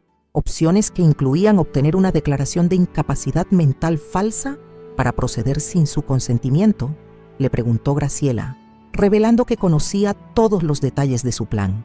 La cara de Fernando se puso pálida. Se dio cuenta de que Graciela estaba mucho mejor informada de lo que había esperado. Yo nunca... Eso es una acusación muy seria, balbuceó. Es una acusación respaldada por testimonios de empleados de esta residencia que escucharon sus conversaciones con la administración, le informó Graciela con autoridad legal. La directora intervino en este momento, claramente incómoda con el rumbo que estaba tomando la situación. Señora Vázquez, ¿podría explicarme exactamente cuál es su relación con la señora Beatriz y cuál es la situación legal actual?, le preguntó. Graciela abrió su portafolios y sacó varios documentos perfectamente organizados. Señora directora, la señora Beatriz me otorgó un poder general hace 2 años, cuando estaba en plenas facultades mentales, ante escribano público y con testigos. Este documento me autoriza a actuar en su nombre en todos los asuntos legales y financieros, explicó, mostrando el poder debidamente certificado. ¿Y qué medidas ha tomado usando ese poder?, preguntó la directora. He protegido la casa de la señora Beatriz, transfiriéndola temporalmente a mi nombre, para evitar su venta fraudulenta. También he protegido sus ahorros, transfiriéndolos a una cuenta bancaria segura. Todas estas medidas fueron tomadas con el conocimiento y consentimiento explícito de la señora Beatriz, explicó Graciela con precisión legal. Fernando escuchaba con expresión de derrota creciente. Cada revelación de Graciela destruía una parte más de su plan. ¿Y esas transferencias son legalmente válidas?, preguntó la directora. Absolutamente. Fueron hechas usando un poder legal válido, registradas apropiadamente ante las autoridades correspondientes. Don Fernando no tiene ninguna autoridad legal para cuestionar estas transacciones, confirmó Graciela. Pero ella es mi madre. Yo soy su familia directa, protestó Fernando desesperadamente. Don Fernando, el parentesco no le otorga automáticamente derechos sobre los bienes de otra persona. Su madre es una adulta competente que puede elegir a quién confiar el manejo de sus asuntos, le explicó Graciela con paciencia profesional. La directora tomó más notas y luego se dirigió a mí directamente. Señora Beatriz, teniendo en cuenta toda esta información, ¿cuál es su deseo respecto a su estadía en nuestra residencia? Quiero irme, quiero volver a mi casa. Nunca debí haber estado aquí en primer lugar, respondí con firmeza. ¿Y está usted segura de que puede cuidar de sí misma independientemente?, me preguntó. Completamente segura. He vivido sola durante décadas sin ningún problema. Mi internación aquí fue un engaño, no una necesidad médica, le confirmé. La directora se dirigió a Fernando con expresión seria. Don Fernando, parece que hay discrepancias significativas entre lo que usted nos dijo inicialmente sobre la situación de su madre y la realidad de los hechos. ¿Puede explicar estas inconsistencias? Fernando se revolvió en su silla, claramente atrapado entre sus mentiras. Yo realmente creía que era lo mejor para ella. Mi esposa y yo estamos muy ocupados. No podemos estar pendientes todo el tiempo, murmuró débilmente. Pero Fernando, nadie te pidió que estuvieras pendiente de mí todo el tiempo. Yo vivía perfectamente bien sin necesitar tu supervisión constante, le recordé. Don Fernando, me temo que vamos a necesitar revisar completamente el proceso de admisión de su madre. Si fue ingresada bajo premisas falsas, hay serias implicaciones legales, le advirtió la directora. Graciela aprovechó el momento para establecer claramente mi posición legal. Señora directora, la señora Beatriz desea irse inmediatamente. Como persona competente mentalmente, tiene el derecho absoluto de abandonar esta institución cuando desee. Cualquier intento de retenerla contra su voluntad constituiría detención ilegal, explicó con autoridad. Por supuesto, señora Beatriz, puede irse cuando guste. Solo necesitamos que firme algunos documentos de salida, confirmó la directora. Fernando se puso de pie abruptamente, con la cara roja de furia y humillación. Esto no va a quedar así. Voy a investigar toda esta manipulación. Voy a probar que mi madre no está en condiciones de tomar estas decisiones, gritó, perdiendo completamente el control. Don Fernando, puede investigar todo lo que quiera. Cada acción que hemos tomado ha sido completamente legal y transparente. Si quiere llevar esto a los tribunales, le puedo asegurar que solo va a perder tiempo y dinero, le respondió Graciela con calma profesional. ¿Y usted qué gana con todo esto? Nadie ayuda tanto sin esperar algo a cambio, le gritó Fernando a Graciela. Gano la satisfacción de proteger a una mujer que me ayudó cuando más lo necesitaba, de alguien que claramente no la valora como se merece, le respondió Graciela con dignidad. Fernando se dirigió hacia la puerta, pero antes de salir se giró hacia mí una última vez. Mamá, cuando se dé cuenta del error que está cometiendo, cuando esa mujer le muestre su verdadera cara, no venga a pedirme ayuda, me dijo con veneno en la voz. Fernando, si algún día necesito ayuda, ya sé distinguir entre quién me quiere y quién quiere mis cosas. Le respondí con tristeza, pero también con firmeza. Con esas palabras, Fernando salió de la oficina dando un portazo que resonó por todo el pasillo. Era la última vez que lo vería comportándose como mi hijo. De ahí en adelante, sería solo un extraño que compartía mi apellido. Los trámites de salida tomaron menos de una hora. Graciela se encargó de todos los aspectos legales mientras yo empacaba mis pocas pertenencias. Mercedes me ayudó con tristeza, feliz por mi libertad, pero melancólica porque perdía a la compañera de cuarto que había llegado a apreciar. Señora Beatriz, me alegro mucho de que pueda irse a su casa. Ojalá yo tuviera a alguien como su Graciela, me dijo Mercedes con lágrimas en los ojos. Mercedes, usted también tiene derecho a ser feliz. Si sus hijos no la valoran como se merece, tal vez sea hora de buscar su propia felicidad, le aconsejé, abrazándola con cariño. Cuando salí de la residencia esa tarde, llevando mi pequeña valija y acompañada por Graciela, sentí como si estuviera renaciendo, el aire fresco en mis pulmones, la libertad de caminar hacia donde quisiera, la certeza de que volvía a ser dueña de mi propia vida. Todo eso era embriagador después de semanas de encierro. Señora Beatriz, ¿está lista para volver a casa?, me preguntó Graciela mientras caminábamos hacia su auto. Más que lista, hija, más que lista, le respondí con una sonrisa que no había sentido en mucho tiempo. El viaje de regreso a Villa Gobernador Gálvez fue completamente diferente al viaje que había hecho con Fernando semanas antes. Esta vez iba hacia mi libertad, hacia mi hogar, hacia la vida que yo había elegido vivir. Cuando el auto de Graciela se detuvo frente a mi casa en la calle San Martín, mis ojos se llenaron de lágrimas. Mi hogar se veía exactamente igual a como lo había dejado, pero al mismo tiempo parecía completamente nuevo después de las semanas de ausencia forzada. El pequeño jardín del frente estaba perfectamente cuidado, las plantas regadas, el césped cortado. Graciela, ¿quién cuidó de mi casa mientras estuve internada?, le pregunté sorprendida por el estado impecable del lugar.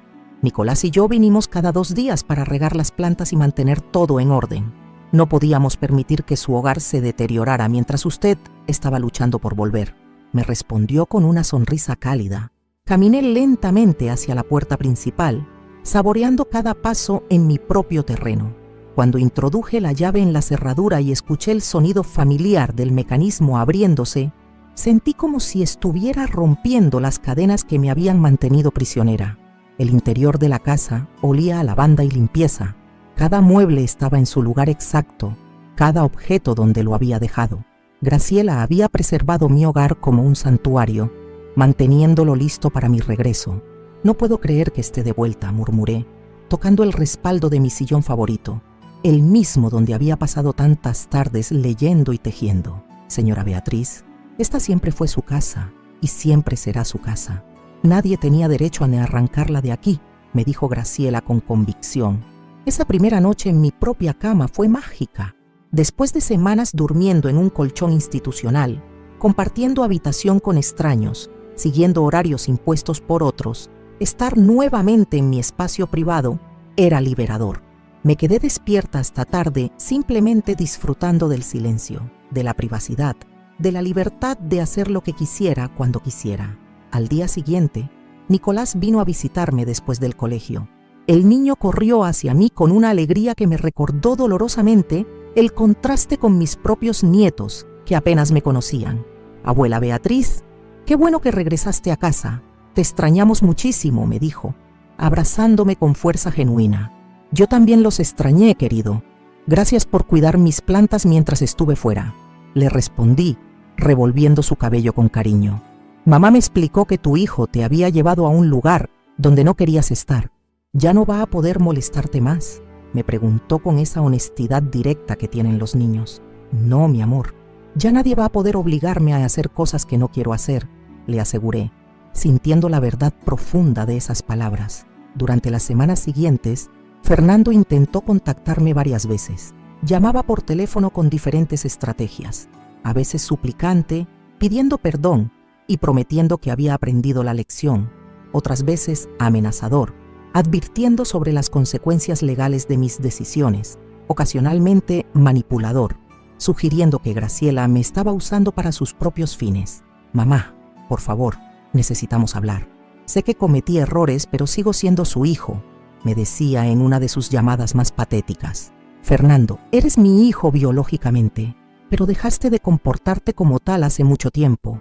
Un hijo protege a su madre, no la traiciona, le respondía con la claridad que había desarrollado durante mi experiencia en la residencia. Mamá, usted no entiende las presiones que yo tengo. Vanessa, los chicos, el trabajo, las deudas. Necesitaba asegurar su futuro de una manera práctica. Intentaba justificar sus acciones con argumentos económicos. Fernando, mi futuro era vivir en mi casa, con mi dignidad intacta, manejando mis propios asuntos. Tú decidiste que eso no era conveniente para ti, no para mí, le explicaba, negándome a aceptar sus excusas. Estas conversaciones siempre terminaban con Fernando colgando frustrado, incapaz de manipularme como había hecho durante años. Había perdido el poder psicológico que ejercía sobre mí, basado en mi necesidad de su aprobación y mi miedo al abandono. Una tarde de noviembre, aproximadamente un mes después de mi regreso, Fernando apareció en mi puerta sin avisar. Venía acompañado de Vanessa y los 2 niños, claramente usando a mis nietos como estrategia emocional para ablandar mi resistencia.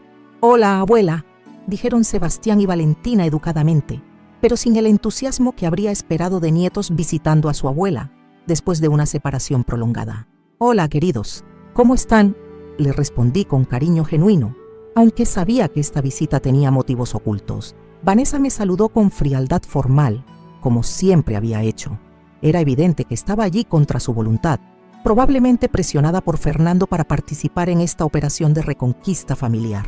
«Mamá, trajimos a los chicos para que la vean, para que puedan pasar tiempo con su abuela», anunció Fernando con esa sonrisa forzada que usaba cuando intentaba manipular situaciones. «Qué considerado de tu parte, después de meses sin traerlos», le respondí con sarcasmo apenas disimulado.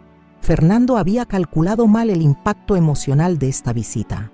Esperaba que ver a mis nietos me haría olvidar su traición, que mi instinto maternal me llevaría a perdonarlo todo por mantener la conexión familiar.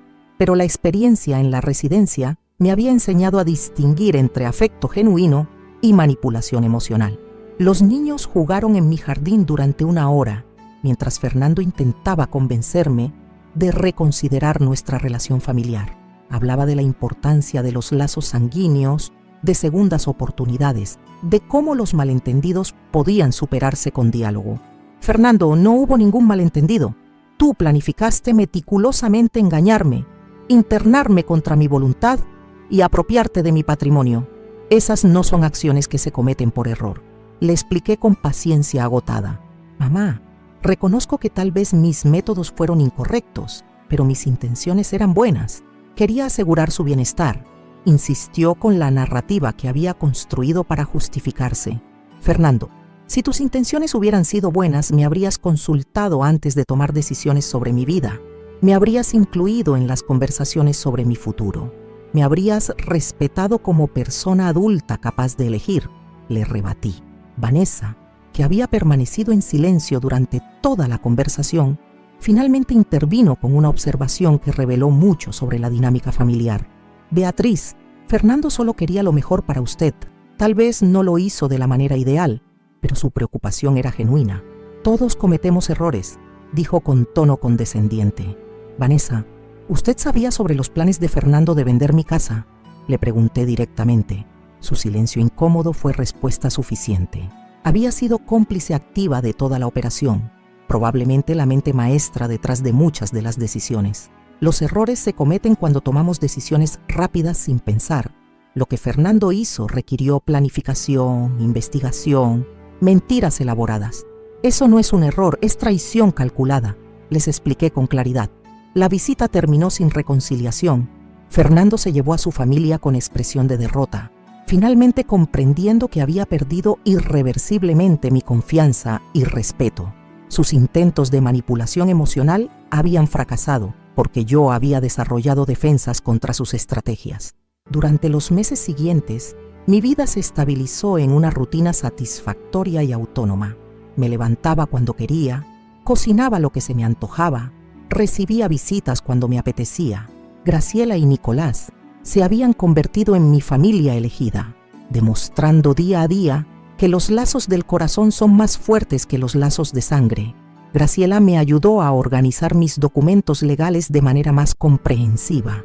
Hicimos un testamento claro donde especificaba exactamente cómo quería que se distribuyeran mis bienes después de mi muerte, sin dejar lugar para disputas familiares futuras. Señora Beatriz, ¿está segura de que quiere dejarle todo a Nicolás y a mí? Fernando sigue siendo su hijo, me preguntó Graciela con honestidad característica.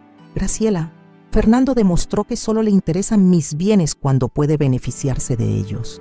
Ustedes me han demostrado amor desinteresado durante años. Mi patrimonio debe ir a quienes realmente me valoran como persona, le expliqué con convicción absoluta.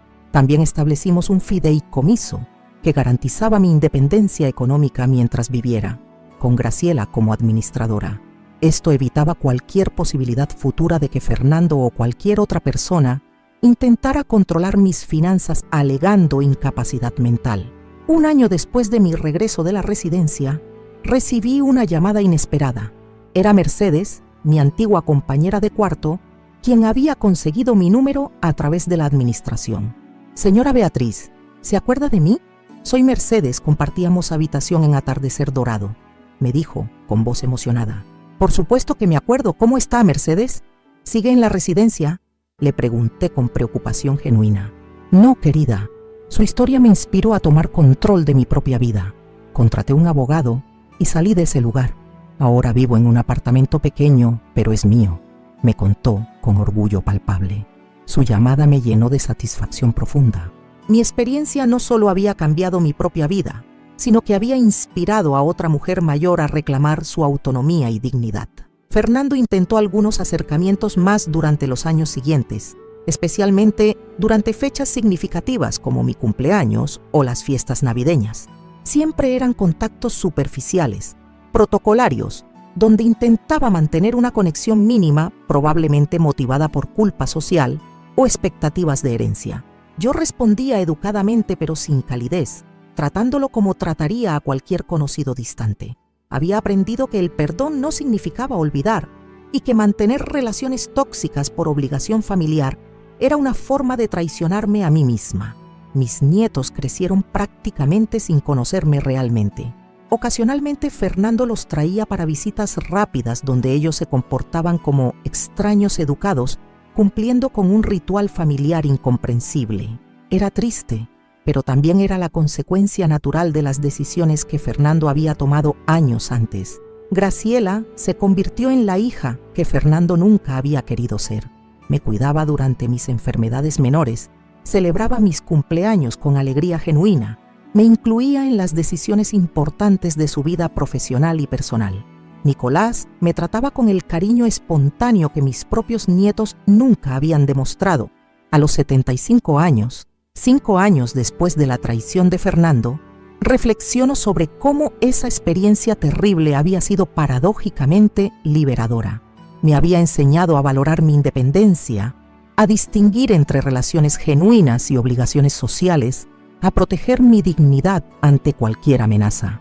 La residencia geriátrica, que había sido diseñada como mi prisión, se había convertido en el lugar donde descubrí mi fuerza interior. Fernando, que había intentado despojarme de mi autonomía, había terminado perdiendo cualquier influencia real sobre mi vida. Algunos días, cuando estoy regando mis plantas en el jardín o cocinando mis comidas favoritas en mi propia cocina, pienso en lo cerca que estuve de perder todo esto. La traición de Fernando podría haber destruido mis últimos años de vida, convirtiéndome en una anciana derrotada, dependiente de la caridad institucional. Pero también pienso en cómo esa experiencia me había conectado con Graciela y Nicolás de una manera que nunca habría ocurrido en circunstancias normales. A veces las traiciones más dolorosas nos llevan hacia las bendiciones más inesperadas. Mi casa sigue siendo mi refugio y mi fortaleza.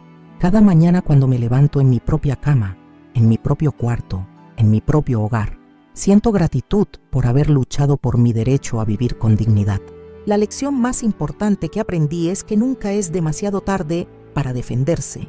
Nunca es demasiado tarde para exigir respeto. Nunca es demasiado tarde para elegir quién merece estar en nuestra vida. Fernando vive ahora con las consecuencias de sus decisiones, habiendo perdido para siempre la oportunidad de tener una relación genuina con su madre.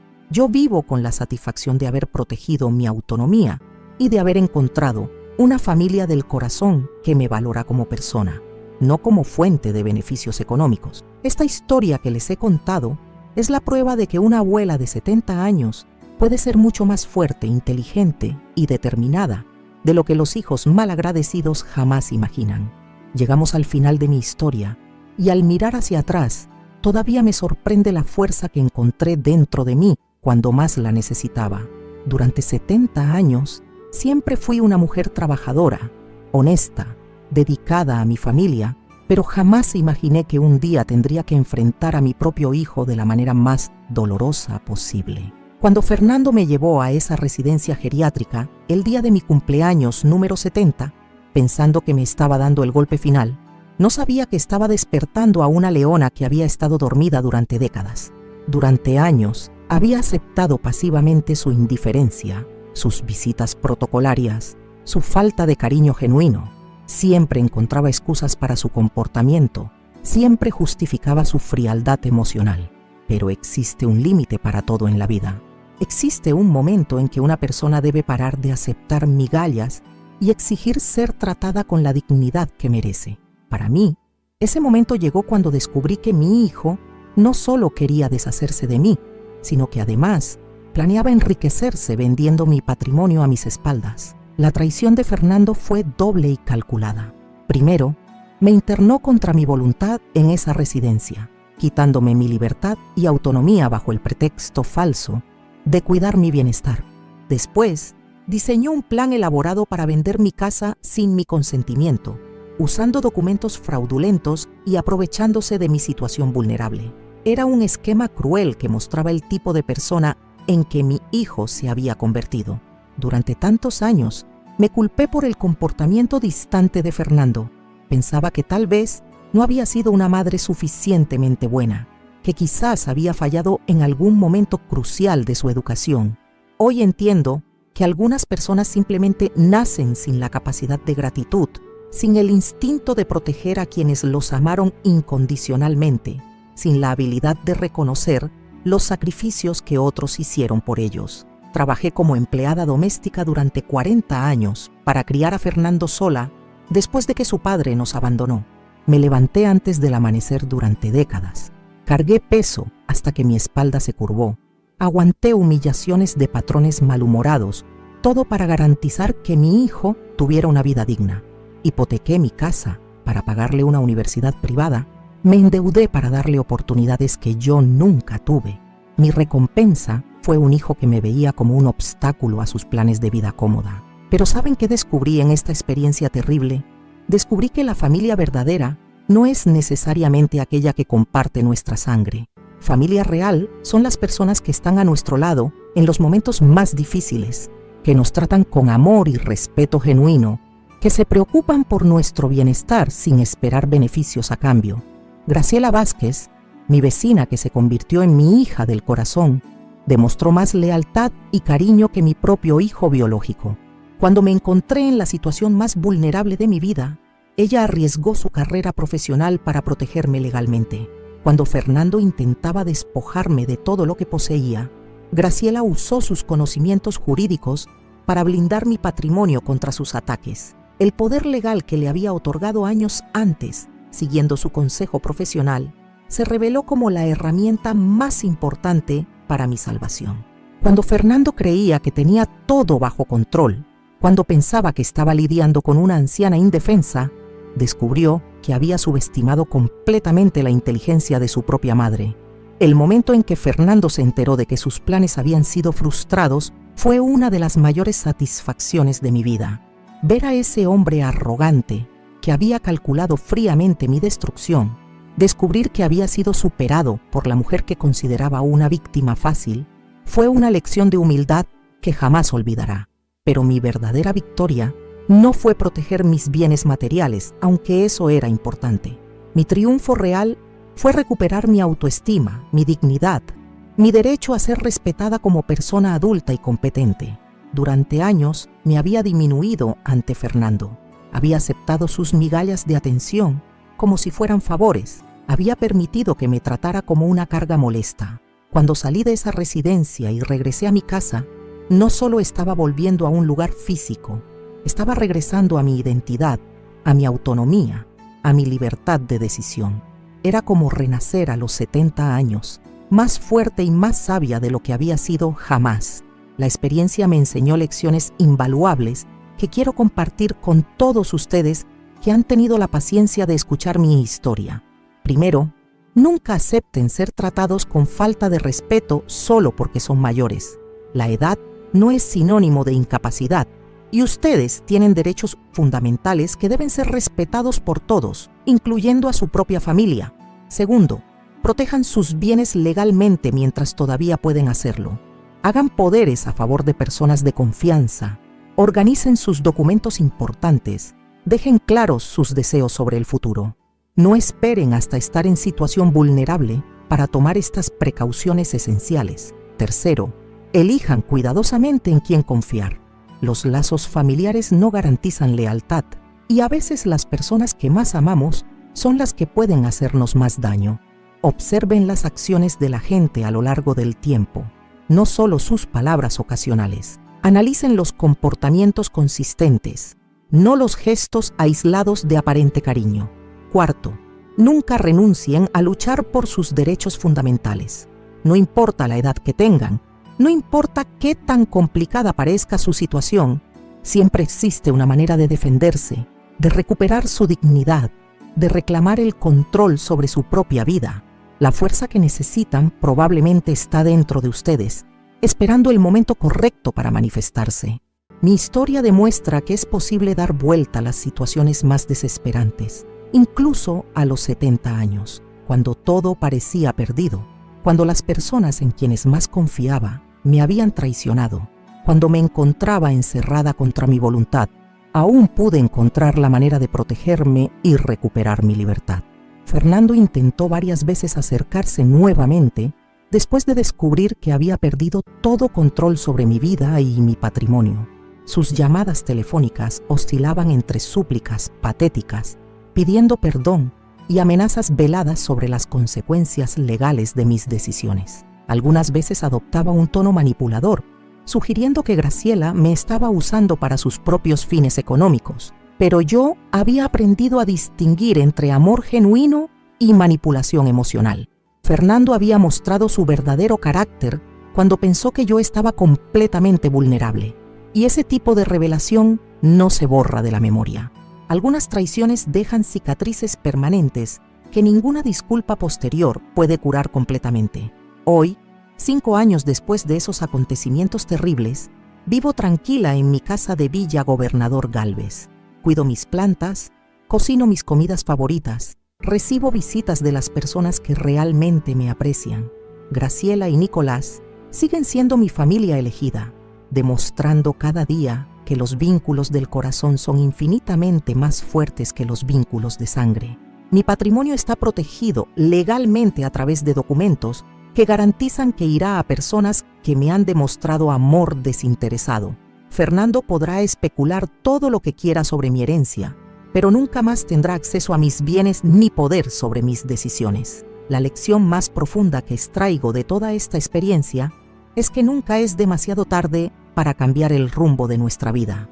A los 70 años, cuando muchas personas creen que ya no tienen opciones, yo demostré que todavía era posible luchar, ganar y construir una nueva realidad más satisfactoria.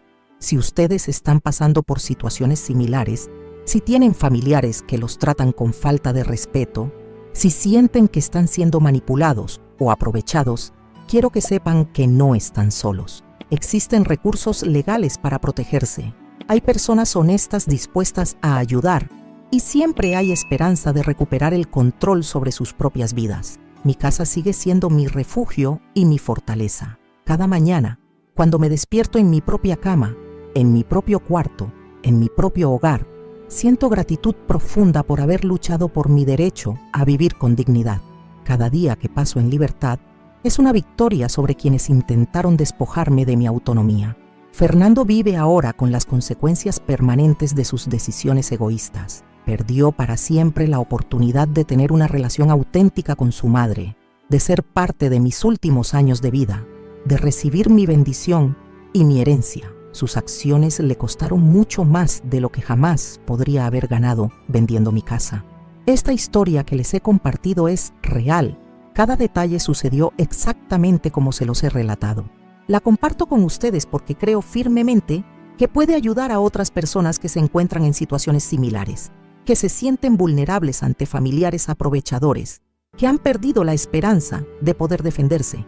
Si llegaron hasta aquí conmigo en este relato largo pero necesario, significa que se interesaron genuinamente por mi experiencia y eso me llena de alegría. Por favor, suscríbanse al canal Abuela Recordó, porque aquí van a encontrar muchas más historias reales de mujeres que se negaron a agachar la cabeza ante las injusticias, que encontraron fuerzas cuando parecían derrotadas, que demostraron que la edad puede traer sabiduría y determinación en lugar de vulnerabilidad. Dejen su like en este video si mi historia los conmovió o les enseñó algo valioso. Esos likes nos ayudan enormemente a que más personas puedan encontrar y beneficiarse de estos relatos de superación y fortaleza. Comenten aquí abajo contándome qué les pareció mi experiencia.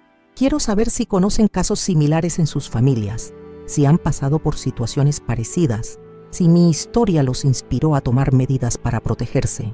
Leo todos los comentarios personalmente y respondo a cada uno con el cariño que se merecen. También los invito a ver otros videos del canal, porque cada historia es única y especial.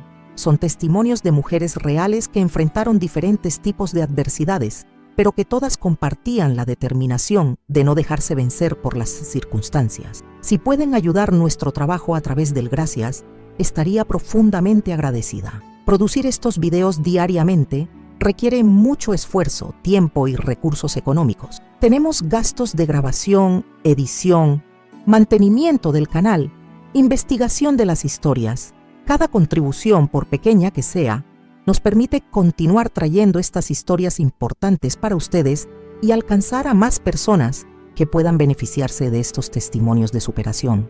Su apoyo económico realmente marca la diferencia en nuestra capacidad de mantener este canal activo y creciendo. Cada peso que contribuyan va directamente a mejorar la calidad de los videos y a asegurar que podamos seguir compartiendo estas historias de vida que pueden inspirar y educar a miles de personas. Muchas gracias por acompañarme en este recorrido por los momentos más difíciles y más triunfales de mi experiencia. Gracias por su tiempo, por su atención, por formar parte de esta comunidad de personas que creen en la importancia de las historias reales de superación. Hasta el próximo video y recuerden siempre, una abuela puede tener 70 años, puede parecer frágil, puede vivir sola, pero jamás subestimen la fuerza que puede tener cuando alguien amenaza su dignidad y su libertad.